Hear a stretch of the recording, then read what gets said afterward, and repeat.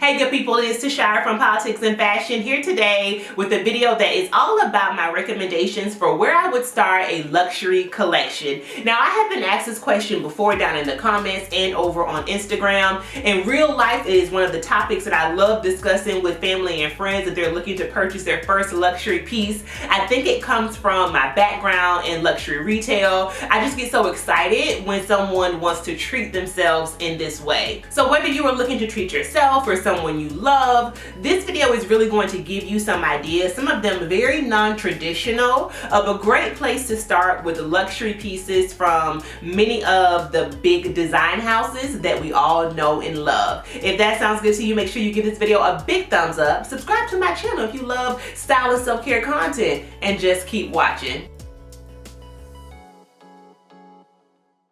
Now my goal is to keep all of these pieces under around the $1,000 mark. All of them are except one thing. Actually, I had to go a little bit above that, but they're going to be more on the affordable end of luxury, okay? And the first piece is a card holder. Now I am a big card holder lover. When I worked in luxury retail, it was probably the item that, believe it or not, all of us, all of the associates or the stylists sold the most of, just not in necessarily dollar amount, because it is a smaller ticket item, but just in volume, because everybody needs a wallet. Men need one, women need one. They're pretty universal, and they are a great price point. And I'm thinking especially of the one by Saint Laurent. The YSL card holder comes in too many colorways to count, y'all. Last I checked, it was about the $250, $275 mark. It may have gone up with like the yearly price increase, but I think these are perfection, y'all. Also, the great thing I love about Saint Laurent, if you're not new here, you know I love Saint Laurent, is that all of their hardware comes with a 2-year warranty. And so if something happens to that YSL in the front, you can always take it in and get it repaired. Now the other dope part about the Saint Laurent card holder is that it also comes in different types of skins or leather. So you might want croc embossed, or you might want smooth leather, you might want chevron. You have options. And then you can also do the classic YSL logo, which is more of like the couture logo is what that's considered, or you could just do the Saint Laurent embossing if you're somebody who likes for things to be a little bit more subtle. Also, I think a card holder is great because depending on the size of your handbag, you won't have to worry about having, let's say, a full-size wallet that won't fit. And if you're someone who doesn't carry a lot of cash, then a card holder just probably makes sense anyway to kind of condense your wallet down into. I think this is it, y'all. And if you were looking for a place to start your luxury collection, I would look at card holders, but specifically the YSL card holder is it for me. Next up, y'all, is the Louis Vuitton key pouch. Now, I will say alternatively the key pouch, which is what this is, obviously, because as you can see, it has the zipper here and my keys are inside. But I also got to give a shout out to the key clay that Louis Vuitton makes that holds the keys inside individually, and then it usually snaps closed. I think both of those products by LV are such great introductory luxury pieces because you use them every day. You use your keys literally every single day.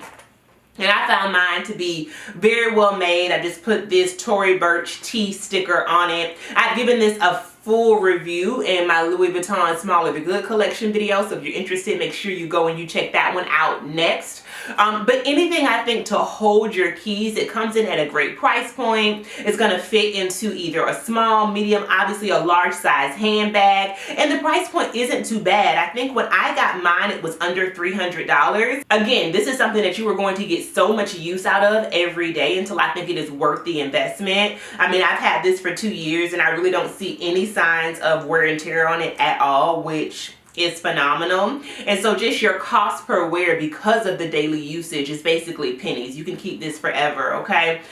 So keep this in mind. I will put it at the top of your list for your emerging luxury collection.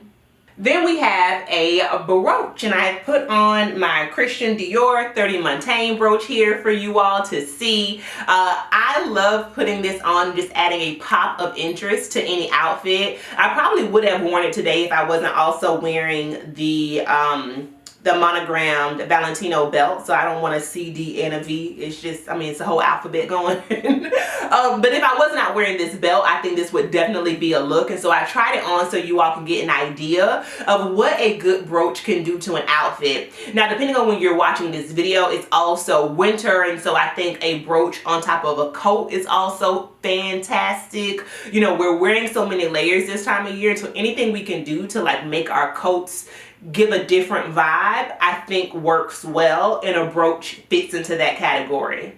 Now, the other good thing about a brooch is that it is multifunctional. You can literally wear a brooch every single day of the week. Like, you can wear it with a t-shirt, with a sweater, as I'm doing today, a coat, as I mentioned, a denim jacket, a leather jacket, a white button down. I mean, the options are really limitless. And if you are someone like me who really prides yourself on quality over quantity in your wardrobe, and you don't have a bunch of trends or new in pieces all the time, then something like a brooch just gives your everyday outfit a bunch of life. Like, it just kind of instantly makes that thing pop, okay? And so this one again is from Christian Dior, but other brooches that I love are the classic YSL brooch by Saint Laurent. Of course, Chanel has great brooches. Many of them are going to be at a much higher price point, but if you can find one pre-loved that you love, girl, go for it. If I can find one that fits under that $1,000 mark, I definitely will link it down below. Many of the major design houses have phenomenal brooches. I love the one by Loewe that's in their classic symbol. I think that's a good one as well. This one and the Loewe one, what they have in common is that if you know, you know, right? Like, I feel like this brooch is it's so different because you see the CD, but you don't see the CD. It's kind of hidden within the circle. And the Loewe brooch is just the Loewe symbol. And so if you are someone who wants to be a bit more understated, but you want that pop of gold, then the Loewe version might be an option for you. And so those are definitely, I think, a great addition to your collection as you begin to build up your luxury repertoire.